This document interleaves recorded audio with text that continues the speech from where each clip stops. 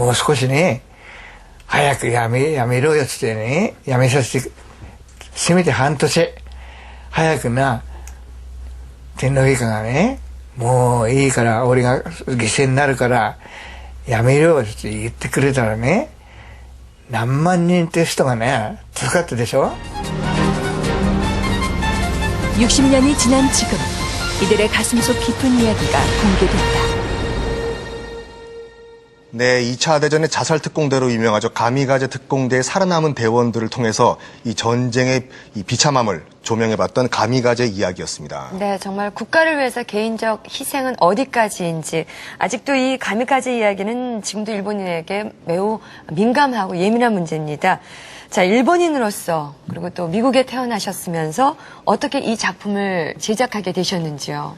The kamikaze story is still sensitive to Japanese still. Nowadays. But as a Japanese American, what was your main motivation to make this documentary film?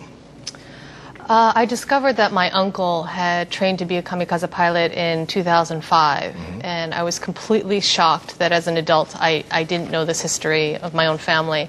But then I was really disappointed because I was born and raised in America, and I had grown up with these propaganda images of who these men were, and they were suicide fanatics. They were absolutely crazy. I never questioned it. And I couldn't believe I was now an adult and I never questioned who these men were, and I assumed that they were just fanatical. And now, you know, with recent days after 9/11, this whole issue of suicide bombers is up again, and really thought that this is something that we really needed to explore and really talk about, because it was something that hadn't been done before. 그렇군요. 일단 지난 2005년도에 이제 본인의 이제 삼촌분께서 이 가미가제 특공대 훈련병이라는 걸 알고 굉장히 충격을 받으셔가지고 그 특공대에 대해서 관심을 갖게 되셨는데, 그러니까 이제 미국에서 태어나고 자라셨거든요. 그러니까 이제 미국의 정부에서 선전 이미지가 있지 않습니까? 그 가미가제 특공대에 대해서 그 이미지와 실제 역사적인 그 사건의 진실과 너무나 차이가 있어가지고 그 차이를 줄여보기 위해서 이런 다큐멘터리를 만들었다고 말씀하시네요. 네.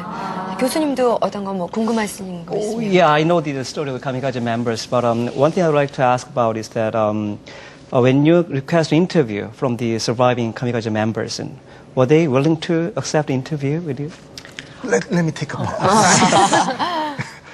그 가미가제 생존 대원들에게 인터뷰를 하셨을 때 일단 그 마음속에 응어리가 있었기 때문에 선뜻 인터뷰에 응하지 않으셨을 건데 어떠셨냐라고 물으셨거든요. 네.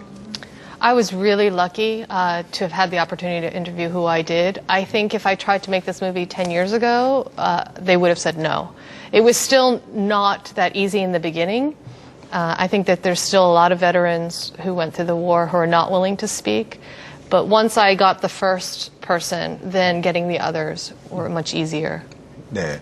그러니까 10년 전만 하더라도 이런 인터뷰가 불가능했을 거라고 말씀하시고, 대부분의 지금 가미가제 참전 용사들이 이제 80을 넘은 이제 인생을 마감하는 황혼 단계에 있기 때문에 이제 인생을 정리하는 의미에서 이제 이 숨겨졌던 이야기를 이제 말씀하고 계신다고 하네요. 네.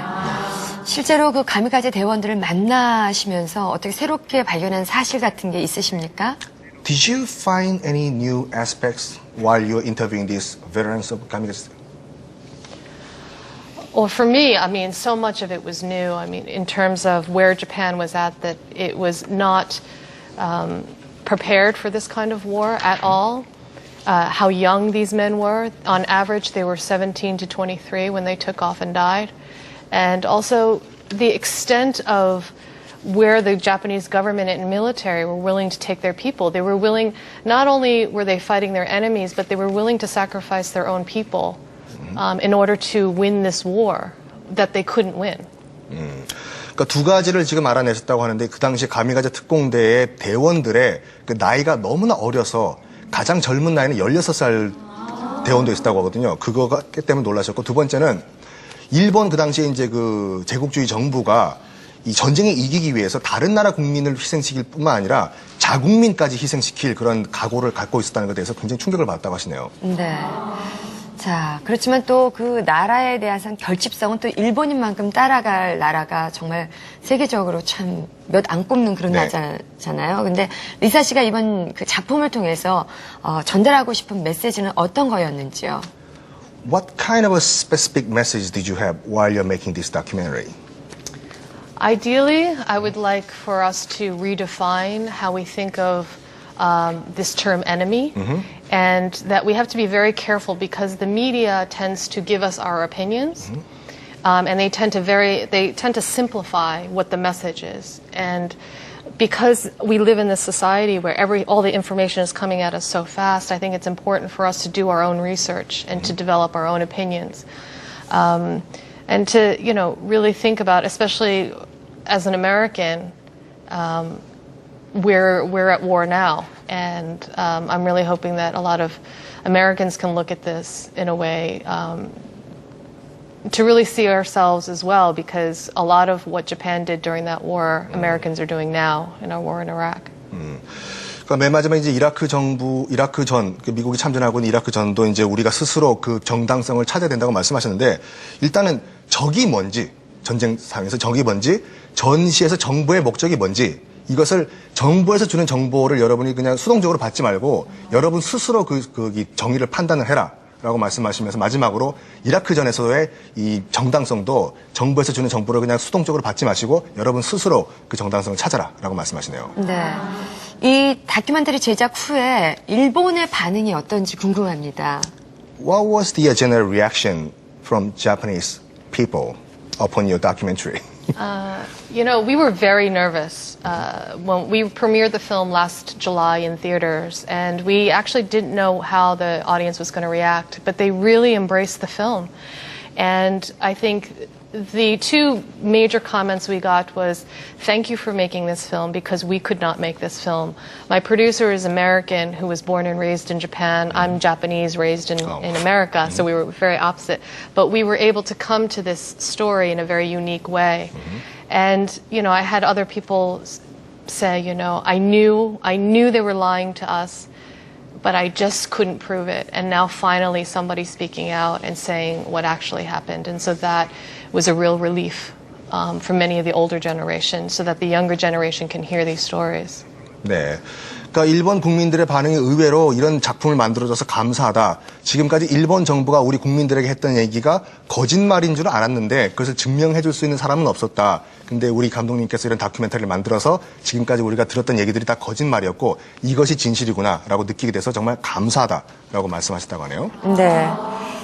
자, 정말 제5회 국제 다큐멘터리 페스티벌 내일 모레까지입니다. 9월 28일로 막을 내리지만 못 보신 분들을 위해서 또 다른 기회가 마련돼 있죠? 네. 일단 아웃하우스 모모에서 10월 1일까지 2차 상영회가 있다고 하죠. 홈페이지를 참조하시면 자세한 일정 알아보실 수가 있습니다. 네. 일 마치고 집에 가보면 드라마에 빠져있는 우리 아들 보면 한숨이 나옵니다. 이게 정말 이 다큐멘터리 같은 것들을 많이 봐야 국민의 어떤 수준이 올라가는데요. 방송을 보면 참 볼만한 것들이 그렇게 많지 않다 이런 생각이 들었는데 이번 기회에 정말 온 가족이 함께 보면서 우리 여러 가지 좀 생각을 한번 해봤으면 하는 그런 마음이 듭니다. 네, 방송 중에 좋은 프로그램도 있죠. 라이프 토큰 이슈.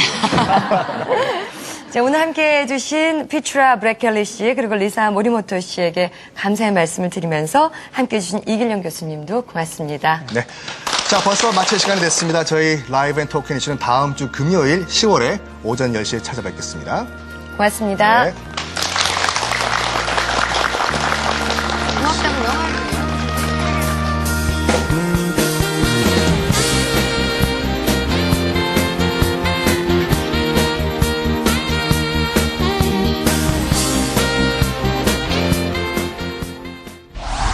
Thank you.